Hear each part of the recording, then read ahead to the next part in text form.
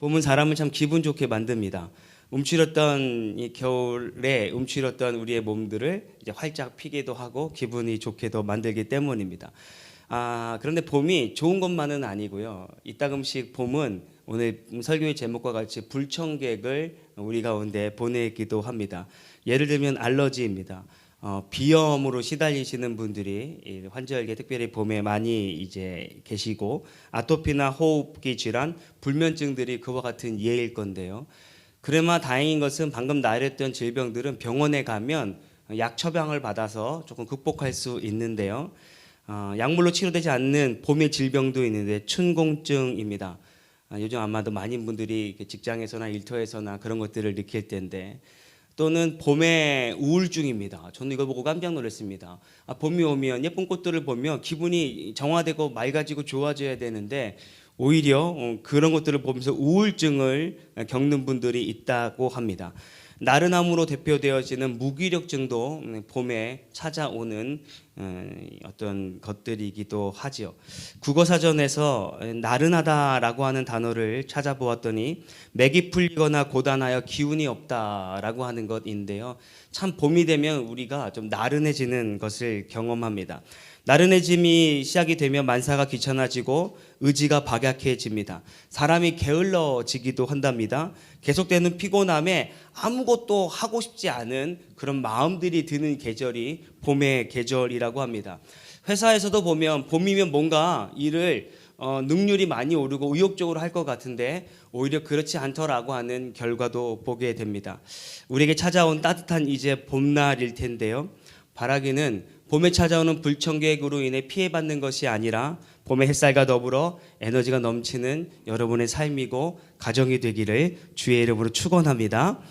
오늘 읽은 본문에는 마치 방금 전에 나열했던 따스한 봄날, 예기치도 않았던 불청객이 찾아와 영적 나른함에 빠져 허우적거리는 사람들에 대한 이야기를 소개하고 있습니다. 내용을 간략하게 요약하면 그렇습니다. 이스라엘 백성들이 가나안에 입성한 후 아직까지 땅의 분배를 받지 못하는 7 이제 족속의 지파가 나오는 것이죠. 그런데 이제 뭔가 더 적극적으로 이 가나안을 이제 정복하려고 하는 것이 아니라 영적 나른함에 취해서 아무것도 하지 않으려고 하는 이스라엘을 향하여 여호수아가 다음과 같이 질책하고 나서는 겁니다. 오늘 본문 2절과 3절을 한번 읽어봤으면 좋겠습니다. 본문 2절 3절입니다. 읽겠습니다. 시작. 그러나 이스라엘 자손 중에 그 기업의 분배를 받지 못한 자가 아직도 7 지파라. 여호수아가 이스라엘 자손에게 이르되 너희가 너희 조상의 하나님 여호와께서 너에게 주신 땅을 점령하러 가기를 어느 때까지 지체하겠느냐.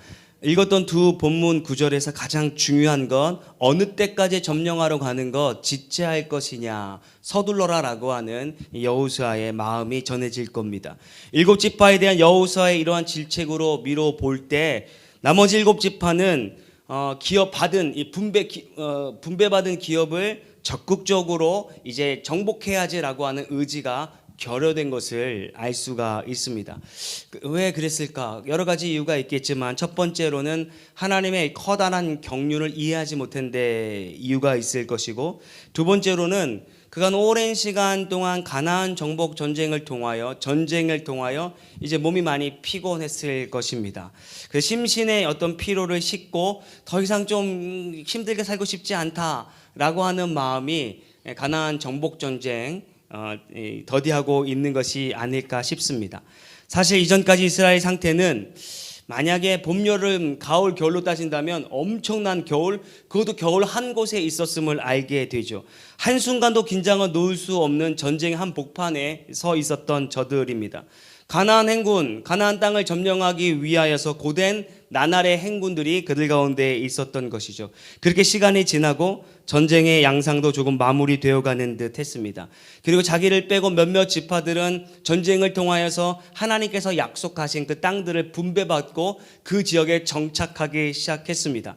그런 것들을 볼 때마다 그래, 우리도 힘을 내어서 하나님이 우리에게 허락하신 그 땅을 쟁취하자라고 하는 마음이 있어야 되는데, 오히려 그들은 찾아온 영적 이 나른함의 공격으로 인하여 아직 임무를 완수하지 않았음에도 불구하고 가나안 이 정복의 이것들을 이루기보다는 미완의 상태 그대로 미루어 두고 있는 저들을 보고 있다라는 겁니다. 제가 서두에서도 말씀을 드렸는데요. 일반적인 봄이 되면 가장 커다란 변화 중에 하나가 무기력 호소라는 말씀을 드렸습니다. 아무것도 하고 싶지 않고 그저 잠만 더 자고 싶고 일의 능률은 오르지 않고 모든 것이 귀찮고 짜증나고 지금 이스라엘의 영적인 상태가 바로 그와 같은 상태가 아닐까 싶습니다. 오래된 겨울을 지나고 이제야 이제 처음으로 맛보는 봄 아니겠습니까?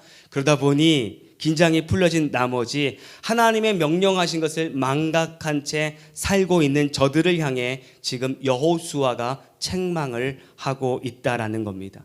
이제 좀 살만한 것입니다. 전쟁에 긴장감이 없는 것은 아니지만 만약 최초의 전투 이 가나안 이 첫 번째 침공이 아주 혹한의 겨울이라면 그때에 비해 지금 완전히 전쟁이 끝난 것은 아니지만 그때에 비한다면 나른한 봄 가운데 있다라고 하는 것을 부인할 수가 없을 겁니다. 사실 그들이 얼마나 긴장을 하며 여기까지 왔습니까? 요단을 얼마나 긴장하면서 이거 진짜 건널 수 있는 것이야 라고 하면서 한 발 한 발 내딛었을 겁니다. 그리고 가나안 초입부터 난공불락이라고 알려졌던 여리고성 앞에 섰을 때는 긴장과 두려움입니다. 정말 아무것도 어떤 전쟁을 하지 않더라도 함성만 질른다고 이것이 되는 것인가 라고 하는 그런 긴장 속에 있었던 것 아니겠습니까? 조금 긴장이 풀릴세라. 아이성에서 약간 긴장이 풀렸던 저들의 모습입니다. 그런데 하나님께서 노하시면서 엄청난 패배의 결과를 저들이 보면서 한 걸음 한 걸음 나아갈 때마다 긴장, 초조의 마음은 분명히 있었을 것이라고 봅니다. 그 과정마다 자신의 한 것들은 없고 모두가 다 하나님의 은혜로 이 점철되었던 것 아니겠습니까? 감사와 은혜로 오늘을 보내고 내일을 준비해야 되는데 기적도 처음 경험했을 때야 감사와 감격으로 남는 것이지 이제 그러한 모든 기적들조차 그들에게는 식상했던 것 같습니다. 그런 서서히 봄의 기운을 봤더니 영적 긴장이 확 풀려진 채 영적 나른함에 전혀 전쟁을 하려고 하는 의지를 보지 못하게 된 것이죠. 성경에 또 하나의 예가 있는데요. 다윗입니다. 여러분 다윗이 밧세바를 범했습니다. 강간했습니다. 그때가 언제입니까? 한 치 앞도 내다볼 수 없는 도망자의 신세였을 때였나? 그렇지 않습니다. 그럼 블레셋과의 아주 목숨을 건 치열한 전투 중에 그와 같은 일을 했나? 그것도 아닙니다. 오히려 나라가 안정이 되고 야 이제 좀 살만하지 이제 고생 날이 다 끝났지 라고 하는 그때였습니다. 마찬가지로 오늘 이스라엘 백성이 더 이상 전진하지 아니하고 그 자리에 눌러앉게 된 이유가 무엇인가? 더 이상 정복할 땅이 없어서가 아닙니다. 정복해야 될 땅이 분명히 그들 앞에 있었던 것이죠. 그런데 영적인 나른함에 빠져 더 이상 전진하려 하지 않는 의욕 자체를 소진하게 되었다라는 것입니다. 차라리 영적 겨울에 있었을 때에는 오히려 더 긴장을 하면서 한 걸음 한 걸음 이 적진을 향해 나아갔던 저들의 모습이 사라지게 된 것이죠. 영적 긴장을 놓치지 않고 지도자 모세를 따르게 되었고 그 다음 지도자 여호수아를 따랐던 저들이 아니겠습니까? 근데 지금 오늘 이 본문만 보더라도 영적 나태함, 영적 나른함, 영적 매너리즘에 빠져 있는 저들의 모습을 보는 것이죠. 그리고 조금만 더 이제 나아가면 하나님이 약속한 땅을 받게 될 것인데 그 땅을 앞에 두고서 안타까워하는 이스라엘 모습들을 우리가 목도하게 되는 것입니다. 그 결과가 무엇인가? 이는 그때까지 온갖 고생을 다하며 이루었던 것을 전부 원점으로 돌려야만 하는 안타까운 현실 앞에 있다라는 겁니다. 이스라엘 백성들이 그곳까지 옴에 있어서 기브온 전투, 대단한 전투였습니다. 메론 물가에서의 영적인 전투 또한 매우 대단한 것이었습니다.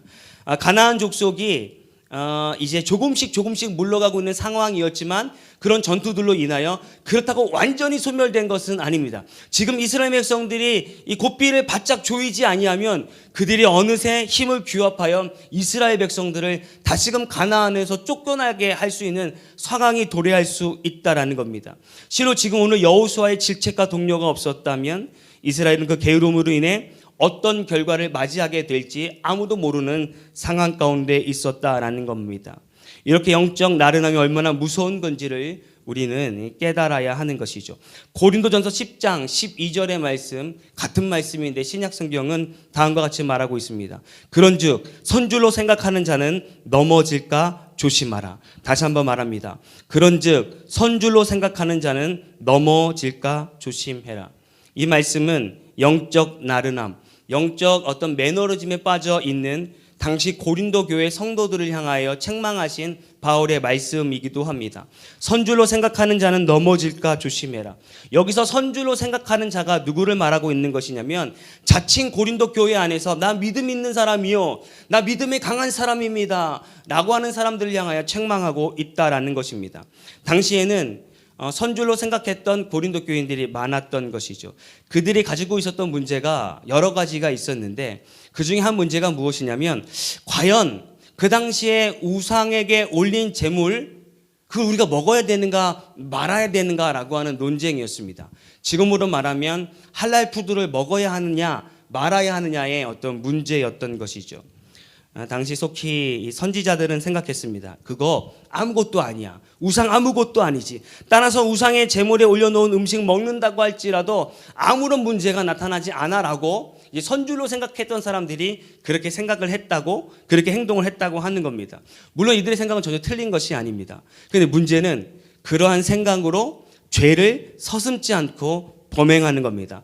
나아가 이제 우상에 올렸던 음식도 자유롭게 먹으니 우상 앞에 절하는 것도 아무렇지도 않게 그 일들을 자행하고 있는 자들을 향하여 바울이 지금 책망을 하고 있는 것이죠. 말하자면 이들은 한 가지만 알고 둘은 알지 못하는 불완전한 믿음, 불완전한 이 신학을 소유하고 있었던 자들입니다. 그러면서 그들은 마치 모든 것을 다 아는 마냥 믿음이 강하다라고 의기양양하면서 제 가운데 경험하고 있는 저들을 향하여 바울이 얘기하는 겁니다. 너희의 조상 이스라엘의 신뢰를 다시 한번 떠올리라라고 하면서 이 말씀을 엄중히 경고하는 겁니다. 고린도전서 10장 9절의 말씀을 한번 읽어봤으면 좋겠습니다. 읽겠습니다. 시작. 그들 가운데 어떤 사람들이 주를 시험하다가 뱀에게 멸망하였나니 우리는 그들과 같이 시험하지 말자. 우리는 그들과 같이 시험하지 말자. 바울이 고린도 교회의 그 영적 나태함을 꼬집기 위해 이 말씀을 하고 있는데요. 출애굽한 이스라엘 백성들이 호르산을 진행하면서 홍해길을 따라 가고 있을 때 갑자기 어느 날 불뱀이 나타나 이스라엘 전체를 이제 그냥 물어 삼키려고 하는 듯한 일들이 벌어진 것 아니겠습니까? 바울은 이스라엘이 하나님을 시험했기 때문이다라고 지금 설명하고 있습니다. 이스라엘 백성이 주님을 시험한 것은 이렇습니다. 광야 길로 나아가던 이스라엘에게는 여전히 하나님께서 낮에는 구름 기둥으로 밤에는 불 기둥으로 인도하셨습니다. 만나가 맨날마다 내림으로 말미암아 먹고 사는 문제 해결해 주셨다라고 하는 것이죠. 그럼에도 불구하고 모세를 향하여 원망 불평하는 이스라엘 백성들입니다. 야, 이 모세야, 어떻게 해서 우리를 애굽 땅에 인도하여 내어서 이곳 광야에서 우리로 죽게 하느냐라고 불만했다라는 말이죠. 그들이 모세를 향하여 원망하던 말, 그 밑바탕에는 다음과 같은 의도가 있지 않았을까? 하나님의 보호하심을 받음에도 불구하고 과연 이 보호가 언제까지 우리와 함께 할 것인가? 라고 하는 하나님의 신실하심을 신뢰하지 못하고 불신앙으로 대한 믿음의 의심이 아닐까 싶습니다. 제가 이제부터 드리고 싶은 말씀이 이것인데요. 과연 그들이 언제부터 하나님을 의심하게 되었는가입니다. 정답을 먼저 말씀을 드리냐면 언제부터 그들이 하나님을 의심하기 시작했는가? 쉽게 말해 어른들이 하시는 말씀, 등 따시고 배부르기 시작하면서부터 하나님을 의심하더라는 겁니다. 그들이 하나님을 의심했던 것은 어떤 만나 매출하기 이전에 이 고난의 행군 때가 아니었습니다. 우리로 따지면 보릿고개가 아니었습니다. 먹을 것이 부족할 때가 아니었다라는 말입니다. 또한 사방의 적들이 그들을 포위당하여서 이제 우리 죽겠구나라고 했을 때가 아니었다라는 것이죠. 오히려 하나님은 그들에게 과할이라 만큼 부어주셨습니다. 심지어 매출하기는요, 그들이 실증나 죽겠습니다라고 하는 그때까지도 넉넉하게 내려주었던 것 아니겠습니까?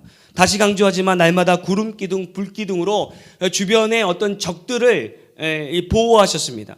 그것을 통하여 당신의 임재를 경험하게 했고 그것들로 자신의 생명을 보존받게 했던 것 아니겠습니까? 한마디로 그들이 애굽에서 살았을 때, 노예로 살았을 때 누려보지 못했던 엄청난 영적인 어떤 서비스를 받고 있었을 때였습니다. 바로 그때 영적 나른함의 유혹이 그들 가운데 나타나게 된 것이죠. 또 보겠습니다. 고린도전서 10장 8절의 말씀인데요. 한번 읽어봤으면 좋겠습니다. 10장 8절입니다. 읽겠습니다. 시작. 그들 중에 어떤 사람들이 음행하다가 하루에 2만 3천 명이 죽었나니 우리는 그들과 같이 음행하지 말자. 아멘. 이게 참 안타까운 이 말씀의 보고인데요.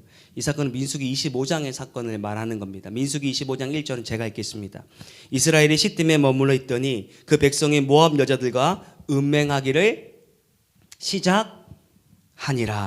하나님께서 40년 동안이나 광야에서 그들을 훈련시키기 위해서 뱅글뱅글 돌리게 하셨습니다. 그리고 이제 가나안을 목전에 둔 겁니다. 정복 전쟁을 목전에 둔 것이죠. 가나안 동편에 있는 모압 광야 시딤이라고 하는 곳이 있는데 그곳에서 하나님께서 그동안 고생했다. 성경에 나오진 않아요.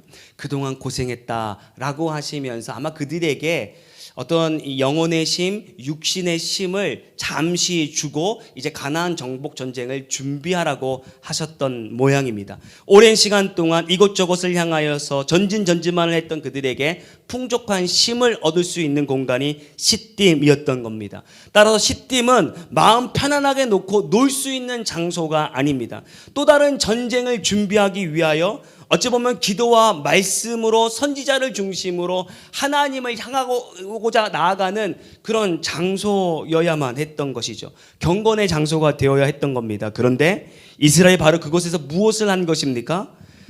이방 여인들과 음행하기를 시작했더라. 얼마나 우리 하나님 보시기에 참 마음 아픈 일이 아닐 수가 없는 겁니다. 그들은 그 땅에서 쫓겨나기는커녕 그들을 쫓겨내기는커녕 그 쫓겨날 대상의 여인들을 자신의 음행의 목적으로 삼는 도구로 삼았다라는 말입니다. 여러분 어떻게 이것을 보고 이들을 하나님의 선민이다, 오늘날로 말하면 이들을 크리스찬이다라고 말할 수 있겠냐는 겁니다. 부끄러운 일이죠. 그러나 이런 부끄러운 일은 성경이 기록된 민수기 시대만 있었던 것이 아니라 그 이후에도 여전히 예수 그리스도의 시대, 제자의 시대, 그 이후의 시대에도 여전히 교회 안에 그런 부끄러운 일들이 너무나도 자행되고 있었다라는 겁니다. 요즘 핫한 노래 중에 하나가 여러분 지올팍의 크리스찬이라고 하는 노래입니다. 가셔서 한번 검색해 보세요. 지올팍의 크리스찬. 제가 이 노래를 유튜브로 처음 접했을 때 제 귀를 의심했습니다. 내가 이거 영어 잘못 듣고 있는 거 아니야? 이 사람 이거 발음 잘못하고 있는 것 아니야? 할 정도였습니다. 가사의 내용이 이렇습니다. 기독교인이라고 하면서 그대들 물질만능주의를 선호하고 허세로 가득 찬 삶, 명품으로 가득 찬 삶, 당장 내일 교회 가야 하는 크리스찬임에도 불구하고 오늘 음란과 섹스를 즐기는 삶. 야, 이 노골적인 이 가사에 불편하고 불쾌한 것도 사실이지만 그보다도 더 불편했던 것은 모든 기독교가 그런 것은 아니지만 현실 기독교 안에 있는 그 모습들, 그 추악한 모습들을 그렇게 세상 사람들이 들려지게끔 노래가 되었다라고 하는 것에 안타까웠고 반박하지 못하는 이 제 자신이 너무나도 불편했다라는 겁니다. 그 뮤직비디오 중에 가장 충격적인 장면이 있었는데요. 노래하다가 갑자기 주인공이 토를 해요. 근데 그 토를 옆에 사람에게 또 옮겨하고 그냥 온 이 상황이 다 이렇게 토로 번복되어지는 상황입니다. 서로 역겨우니까 토하는 것이죠. 서로의 가식적인 모습에 토하는 것이고 바리새인적인 모습에 토하는 것을 아마 영상에 담은 것이 아닐까 싶습니다. 이런 크리스찬의 민낯을 뮤지션은 다음과 같이 표현했는데 논란의 표현이기도 하지만 좀 이해하고 들어주시면 고맙겠습니다. I am still F 크리스찬. 제가 F라는 말을 차마 욕을 할 수 없어 F라고 했는데 이런 말이죠. 나는 형편없는 F학점 크리스찬입니다. 역겨운 크리스찬입니다라고 자기 자신을 고발하고 있는 겁니다. 언젠간 이 가사들이 이렇게 불리우게 될 날을 소망하는데요. I'm still holy Christian. 나는 진정한 홀리 크리스찬입니다 라고 하고 노래할 수 있는 저와 여러분의 삶이 깨끗한 영적인 삶이 되었으면 좋겠습니다. 그러면서 라우디아 교회가 생각이 났습니다. 주님이 그 교회를 향하여 이렇게 책망하셨습니다. 차지도 뜨겁지도 아니하면 내가 너를 토하여 버리라. 너희 자꾸만 역겨운 행동을 한다면 내가 너희를 토하여 버릴 것이야. 그들은 교회를 자신의 어떤 사교회장으로 여겼던 것 같습니다. 그리고 이 지역에 누가 더 돈이 많나? 일주일에 한 번 모이면서 나 이만큼 돈을 벌었는데, 나 이만큼 플렉스하며 살고 있는 거야 라고 이 자신을 소개하는 장소. 한 주간 내내 제우스를 섬기고, 이방 종교가 끝이 나면 이 성적인 음란 파티가 있는 것이 고대 시대의 어떤 모습이었거든요. 그런데 크리스찬이라고 하면서 이방 종교에 참석을 하게 되고, 거기에 헌금을 하게 되고, 거기에 제물을 바치게 되고, 이방 행사의 피날레를 함께 참여하는 이들이 내일이 되면 주일이니 다시금 거룩한 모습으로 교회에 가고 있는 저들의 모습을 향해서 차지도 뜨겁지도 아니하면 내가 너희를 역겨워 토하여 버리라라고 했던 그 말씀이 생각나는 노래의 구절이었다라고 하는 것입니다. 근데 안타까운 것은 늘 강조하지만 그들은 이 성령께서 충고하셨음에도 불구하고 끝끝내 깨닫지 못하고 주님 앞에 버림받는 교회 인생이 되었다라고 하는 것이 참으로 안타까운 겁니다. 다시 본문으로 돌아가겠습니다. 이스라엘 백성도 이제 좀 긴장이 풀릴 때쯤, 이제 좀 더 이상 정처 없이 걸어다지 않아도 될 만하겠다라고 했을 때쯤, 바로 그때 영적 나른함이 이스라엘을 공격하게 되었습니다. 그렇다면 또 질문을 드립니다. 과연 이때가 언제인가? 그토록 힘든였던 광야 40년이라는 행군을 마친 때였다라는 겁니다. 이제 그토록 바라던 가나안 땅에 입성하고자 이제 꿈에 그리던 그 땅이 아니었겠습니까? 예를 들어 광야의 행군이 그들에게 혹독한 겨울이었다면 오늘 시딤에서의 삶은 누가 뭐라고 해도 분명 따스한 봄날과도 같은 날이었습니다. 그런데 바로 그때 영적 어둠의 세력이 그들을 틈타 그들을 이제 나락으로 이끌고 있었던 겁니다. 고린도전서 10장 7절의 말씀을 한번 읽겠습니다. 10장 7절입니다. 시작. 너희는 우상 숭배하는 자가 되지 말라. 기록된 바 백성이 앉아서 먹고 마시며 일어나서 뛰논다 함과 같으니라. 여기서 저희는 물론 이스라엘 출애굽한 이스라엘 백성들을 말하는 겁니다. 하나님은 애굽에서 종노릇 하던 이스라엘 백성들에게 은혜를 베풀어 종에서 해방되게 하셨다라는 겁니다. 자유롭게 하셨죠. 왜냐하면 하나님께서 이스라엘로 하여금 은혜를 베푸신 가장 궁극적인 목적은 너희 마음대로 이제 살아봐, 자유의 몸으로 살아봐가 아닙니다. 하나님은 이스라엘 백성들로 하여금 선민의 백성으로 삼기를 원하셨고 일평생 그 백성들을 통하여 영광받고 예배받기를 원하셨기에 그들로 자유하게 했던 것입니다. 그러므로 그들은 자유의 인간이 되었다면 마땅히 하나님을 섬겨야만 했습니다. 그런데 그들은 광야에서 하나님 대신 우상을 섬겼고 하나님이 그토록 싫어하는 이방 여인과 음란을 행위를 하는 그런 모습으로 나아가게 되었다라고 하는 것이죠. 그때가 언제인가? 하나님의 보호하심에 있을 때, 불안하거나 위태로울 때가 아니라 하나님 외에 누구도 그들을 그와 같은 이 어떤 상황에서 놓이게 할 수 없는 그때 그들은 다른 신을 섬기게 되었습니다. 송아지상을 만들고 그 아래서 뛰놀고 음란의 행위를 했다라는 겁니다. 언제? 영적인 나른함이 그들을 공격할 때였습니다. 이것은 우리에게도 마찬가지가 아닐까 싶습니다. 웬만한 커다란 전쟁을 마치고 이제 어느 정도 자신이 생길 때쯤, 이제 하나님 없이 우리 힘으로 충분히 살 수 있으리라라고 하는 자만심이 들 때 가장 위험한 시기라고 하는 것을 우리가 잊지 말아야 되죠. 그때가 영적인 세력의 공격이 아주 쉽게 틈을 탈 수 있는 때라는 것입니다.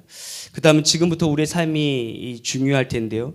이 영적 충곤증, 영적 이 나른한 상태 어떻게 하면 이길 수 있을까? 어렵지 않고 간단합니다. 쉽게 생각해 보면 이렇습니다. 봄날 여러분들이 가게에서 혹은 직장에서 해야 할 일들은 많고 가야 할 것들은 먼데 내게도 영적인 이 충곤증이 왔다라고 생각을 해보십시오. 어떻게 해야 됩니까? 잠이 오면 잠이 오는 대로 그냥 잠을 취해야 합니까? 그저 주저앉아 있어야 됩니까? 짜증이 밀려오는 대로 짜증을 다 남편에게 혹은 이웃 사람들에게 발산하고 살아야 합니까? 그렇지 않을 겁니다. 어떻게 해야 되는가? 영적 충곤증이 올 때 잠을 깨야 되는 겁니다. 깨우려고 하는 노력이 있어야 됩니다. 그래서 충곤증에서 벗어나야 되는 것이죠. 여러분이 선생님이라고 생각해 보십시오. 그냥 앉아서 졸고 있는 학생이 있고, 아유, 졸음을 한번 이겨보리라고 해서 벌떡 일어나가지고 저 뒤에 있는, 서 있는 학생들이 있다라고 하면 아마도 후자의 학생을 선생은 더 예뻐하지 않을까 싶습니다. 성경에 나오는 인물들 중에 다윗은요, 날마다 자신을 치고 복종시켰던 인물 중에 한 사람이다라고 자신 있게 말할 수 있습니다. 또 말씀을 드리지만 그가 밧세바를 범한 때는 언제인가? 영적으로 나른한 상태였다라고 말씀을 드리지 않았습니까? 그렇다면 다윗의 그 이후의 삶은 전혀 영적 나른한 상태가 공격되어지지 않았는가? 그렇지 않다라는 겁니다. 그래도 우리와 같은 성정을 가진 인간인지라 영적인 나른함을 어떻게 말씀으로, 믿음으로, 기도로 이기고 나면 또 다른 영적 나른함이 그를 공격해오는 것을 그 또한 깨닫게 되었다라고 하는 것입니다. 바짝 긴장했던 영적 겨울이 지나고 영적 봄이 반복되어지는 것을 그가 경험하면서 다음과 같이 자신을 향하여 책망하고 있는 내용이 시편 57편 8절의 말씀인데요. 한번 읽겠습니다. 시작. 내 영광아 깰지어다 비파와 수금아 깰지어다 내가 새벽을 깨우리로다. 아멘. 다윗에게 영적 나른함이, 영적 공격이 있을 때마다 다윗은 스스로에게 내 영광아 깰지어다. 많은 학자들이, 신학 구약학자들이 말하기를 이 영광이라고 하는 말을 영혼이라고 하는 말로 해석되어야 한다. 그래서 공동 번역 성경에는 내 영혼아 잠을 깨라. 누구를 향하여 말하고 있는 겁니까? 다윗 스스로를 말하여 내 영혼아 잠에서 깨어라 라고 말하고 있다라고 하는 것이죠. 여기서 말하는 것은 육신의 잠이기도 하지만 영적인 잠도 내포하고 있는 겁니다. 여기 잠들었다라고 하는 것은 영적인 충곤증에 시달리고 있는 것, 영적 나른함에 시달리고 있는 것, 영적 나태의 생활을 하고 있는 자신을 발견하고 있을 때였다라는 겁니다. 그때 다윗은 그때마다 다윗아 깨어나라, 다윗아 정신 차려, 봄의 공격을 이겨내라 라고 그에게 재촉하고 있는 겁니다. 그리고 보십시오, 비파와 수구마 깨일지어다. 그냥 도구인 비파가 어떤 깨는 능력이 있겠습니까? 아마도 영적인 깊은 잠에 자고 있는 자신이 어느새 비파를 손에서 내려놓습니다. 수금을 내려놓습니다. 다시 말해 비파와 수금아 깨일지어다라고 하는 것은 다시금 그것들을 붙들고 내 하나님을 찬양하는 자리로 나아가야지라고 하면서 바울 스스로를 재촉하고 있는 것입니다. 다시 강조합니다. 봄의 충곤증 특징이 무엇이냐면 아무것도 하기 싫어하는 것입니다. 다윗도 동일한 상황을 경험했던 것, 영적 충곤증이 찾아오면 아무것도 하지 아니하고 말씀도 보지 아니하고 기도도 하지 아니하고 찬양도 하지 아니하는 자신의 모습, 그것들이 올 때마다 깨어라 깨어라. 옆에 분에게 깨어나십시오. 옆에 분에게 깨어나십시오. 깨어나십시오. 깨어나서 여러분의 입술로 주님을 찬양하고 여러분의 두 눈으로, 맑은 눈으로 하나님의 말씀을 묵상할 수 있는 저와 여러분의 오늘의 삶이 되기를 주의 이름으로 축원합니다. 다윗은 인생이 겨울이 오던, 인생의 봄날이 오던 하루의 시작을 하나님 앞에 드리기로 작정한 삶을 삽니다. 조금 나태할 때마다, 조금 게으름이 찾아올 때마다 내 영혼아 깰지어다 내가 새벽을 깨우리로라. 뿐만 아니라 인생의 봄날 같은 때일수록 더더욱 자신을 쳐 복종하여 다시금 밧세바와 같은 죄를 하나님 앞에서 하지 않으리라고 하는 마음으로 일생 다짐하며 살았던 것 아니겠습니까? 왜냐하면 오히려 인생의 봄날을 위험으로 느껴 그것을 즐기는 것이 아니라 그때가 되면 하나님을 부르짖는 때로 여겼다라는 겁니다. 이제 말씀을 정리할까 하는데요. 사랑하는 성도 여러분, 누구에게나 겨울과 봄의 교차가 있기 마련입니다. 텀은 다를 수 있습니다. 시간은 다를 수 있습니다.